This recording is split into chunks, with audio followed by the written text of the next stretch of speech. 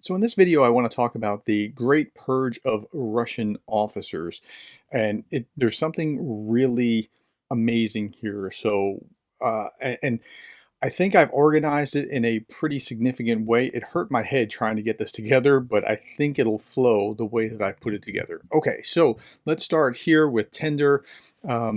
Major General Ivan Popov, Lieutenant General Yuri Kuznetsov, Deputy Defense Minister Timur Ivanov, Lieutenant General Vadim Shamarin, and there's actually more that are arrested, and there's more that have lost their job or been moved somewhere else. Okay, four high-profile arrests of the Russian military, respectively, Defense Ministry, all charged with corruption and bribery. Forget about the charges. All Russian generals and officials are guilty of that, even in large quantities. This is not so they're getting them on bribery, but or some kind of corruption charge where they're, making money that illicitly somehow. But they knew that they were doing that. So this is not the reason that those men have been detained.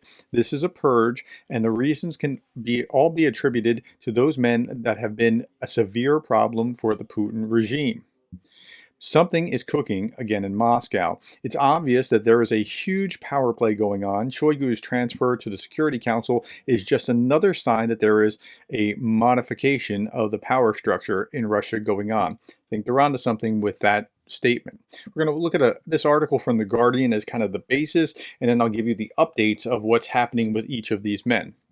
Okay, so we know Belousov. Belousov is the new head of the military, and he is an economist who's brought in to kind of make things right. Okay, but he's not causing this. He's just the new guy, and the cause predates him or is what brought him in. In the week since Vladimir Putin sacked his longtime defense minister, Sergei Shoigu, Russia's FSB security service has pursued a series of high-level corruption cases against a deputy minister and department heads, and what they're calling a purge in the defense ministry. Not my language, this is what they're calling it.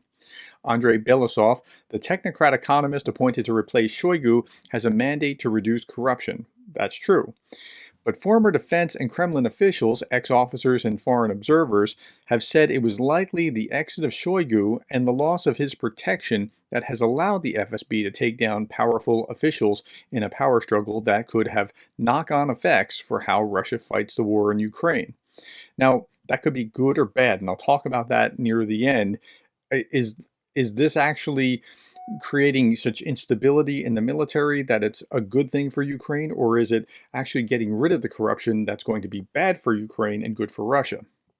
Okay, the FSB finally got their teeth into the Defense Ministry and General Staff, said Captain John Foreman, the UK's former defense attaché to Moscow, who said he believed that the arrests could continue after Putin's patience had finally snapped. So, Putin finally had enough, and here we are.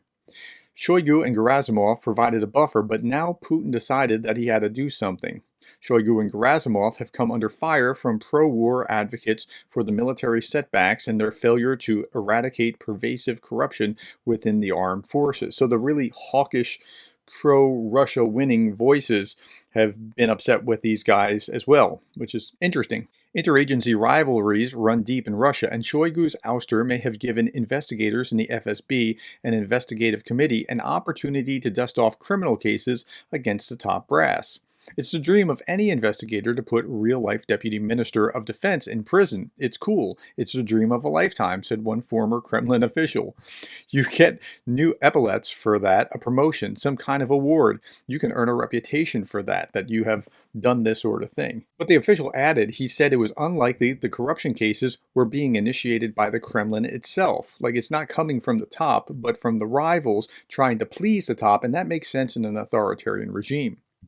In the span of a month, 4 top defense officials were arrested on corruption charges, marking the most significant crackdown in the defense ministry in years. The purge began on April 23rd. Timur Ivanov, he was suspected of bribe taking. Ivanov was a longtime confidant and protege of Sergei Shoigu. His detention is believed to have laid the groundwork for Shoigu's dismissal, who was subsequently replaced as defense minister by Belousov. Okay, so Ivanov was the first one, and then Shoigu was kind of in a dangerous position because of Ivanov's arrest and what that forebode for him. And there were a number of others that are now uh, under the gun because of Shoigu's protection being lifted. Okay, in the weeks that followed, additional high ranking officials were detained. Yuri Kuznetsov, the head of the ministry's personnel department, and Vladimir Shamarin. Hours after Shamarin's arrest on Thursday, Russian Investigative Committee also reported detaining Vladimir Verletsky, who headed the division of the State Defense Procurement Department. While the Kremlin announced earlier this month that Russia's top general, Valery Gerasimov, the chief of the general staff, would retain his position, the arrest of Shamarin, a direct deputy of Gerasimov, could weaken the general's standing within the military hierarchy. The probability of Gerasimov's dismissal has gone up. I would sell my shares in him right now. I don't know that he's going to last either through these purges, but we'll see how that plays out. The balance of power has swung in favor of Russia's security services while its military appears in disarray. It's not that Belosov's arrival led to the purges, but the departure of Shoigu and his strongman resource that enabled the arrest. So Shoigu's protection has gone and now others are in danger. Major General Ivan Popov said last summer that he had been fired after he brought up the problems on the battlefield, including the lack of counter-battery fire and the deaths and injuries that the army was suffering from Ukrainian attacks. Popov, who Russian media said was accused of stealing 100 million rubles, and we'll talk about how much that is, of metal, was arrested on Tuesday and placed in a pre-detention facility. Gelb Irisov, a former Russian Air Force lieutenant who left the military, said that the purge in the defense ministry would be prompted mainly by its failures in Ukraine. So they're not going well on the battlefield. Otherwise, they would have left them alone. So because of that, they're now extra vulnerable. And they've already done things that we know that they could charge them with because everybody knew that they were corrupt. Under Sergei Shoigu, the defense ministry became heavily influenced by his personal network, said Irisov. From senior commanders to lower staff, key positions were filled with Shoigu's picks, friends or friends of friends, etc. Those have included a reported mistress of Sergei Shoigu. Now listen to this. Irisov said that he regularly discovered substandard equipment in the military, including light bulbs that melted at supersonic speeds while flying Russia's modern Su-35 air defense fighter, as well as shoddy trucks and air defense systems unable to shoot down modern drones. He said that in part, their deficiencies were the result of corruption under Shoigu. Which means, I'm sad to see Shoigu go, because his corruption was actually making it harder for the Russian military to prosecute the war. The overall quality of the military suffered because funds were routinely embezzled, he said. Okay, well, let's look at this cast of characters. So and this is in the order in which the article talked about him. Kuznetsov. Okay, this first guy, what's going on with him? Lieutenant General Yuri Kuznetsov, the head of the Russian Defense Ministry's main personnel directorate, has been arrested on suspicion of taking especially large bribes. Law enforcement reportedly raided Kuznetsov's home, where they confiscated over $1 million worth of rubles, foreign currency, gold coins, collectible watches, and luxury items. Often it's a bad look if a general is rich, but we all knew that they were on the take.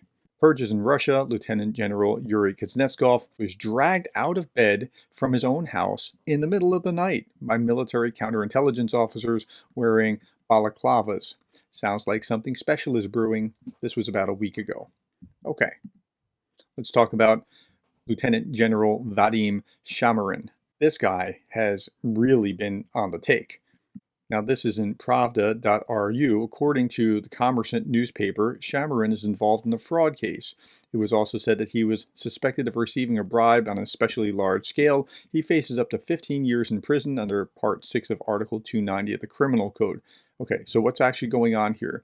The head of the Russian Armed Forces Main Communications Directorate, and this is now in the Kyiv Post, Deputy Chief of the Staff, General Shamarin, appeared in the 235th Garrison Military Court charged with accepting a bribe on a especially large scale.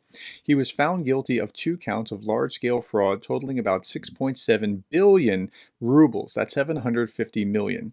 If found guilty, he would be imprisoned for a term of 8 to 15 years. Now, he stole 750 million in this corrupt system. And so the worst he gets is 15 years. And that's actually not a bad return on investment. That's like making $50 million for every year that he's in jail. So he's actually doing pretty well within that corrupt system. Now, I saw this and I thought, wow, it's been going on and going on. His predecessor was accused in 2020 of embezzling 6.7 billion rubles or 74 million. So this is nothing new. Okay, Timur Ivanov, he was the first one that was charged. He too can get up to 15 years in prison under this article, but for nowhere near the same amount of money. Then there's Vladimir Verletsky. He's an officer from the Department for State Procurement. So whatever he stole is probably going to be pretty significant as well.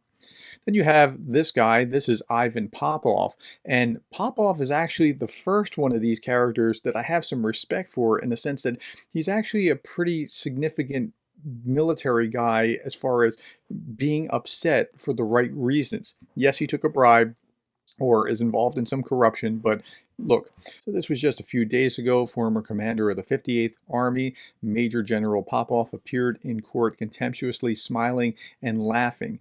Now, here's a little bit more to the story. Former commander of the 58th Army, Major General Ivan Popov, arrested. Last year, he threatened to turn his army around on the Kremlin, got demoted, and sent off to Syria.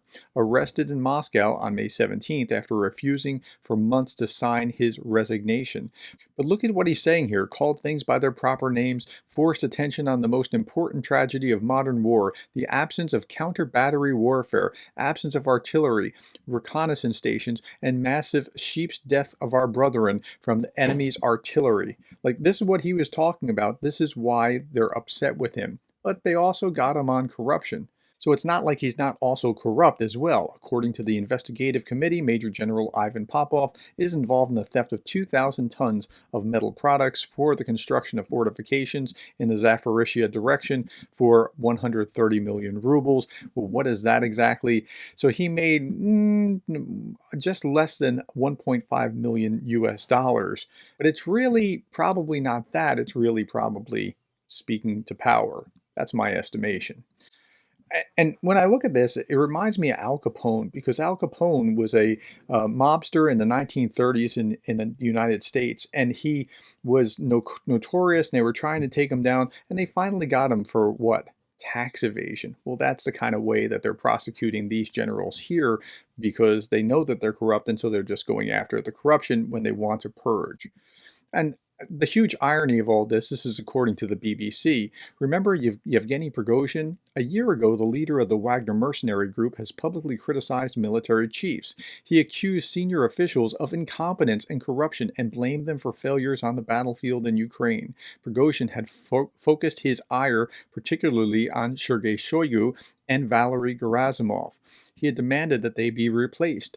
The very public spat spiraled out of control, leading to a 24-hour mutiny. It failed. President Putin sided with his military chiefs. Prigozhin lost his power battle with Mr. Shoigu and Gerasimov, and shortly after lost his life in a plane crash. But 1 year on, a Kremlin-backed purge of the army has started. It really has. It started, and Prigozhin is getting what he wanted. He's not here to see it, but he's getting what he wanted. But then the author said this, and this is really telling. And this tells us something about Vladimir Putin. The Russian president is averse to acting under pressure. Order him to sack a minister or an army general, and he's unlikely to agree to it then and there. He won't be told what to do. That doesn't mean that Mr. Putin won't act at a time of his choosing. What isn't clear is how far this purge of the Russian military will go.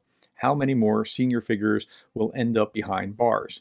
And as I was looking through all of this, it reminded me of C.S. Lewis's Screwtape Letters, where it's a fictional account where there's a senior demon talking to a lower level demon about how to trip up his patient, as they're called, the human being that he's assigned to.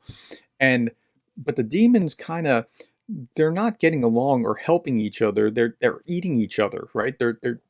And that's what the KGB, well, not KGB, FSB and the military are involved in. And I'm not exactly sure even who to root for at this point. Like, it's a bad scene all the way around, and I want these guys to be ineffective. And I'm not sure if they're more effective in the Ukrainian sense of it, of being ineffective, by being in their place and corrupt or by being purged? I'm curious what you think. Put that in the comment below. I'd like to know what you think. Is this good that this purge is taking place, or is it bad and weeding out corruption? If you got some value out of this video, would you please consider subscribing or hitting the like button if you're already subscribed? I'd appreciate that. Thank you for your time, and thank you for being the kind of person that cares about Ukraine.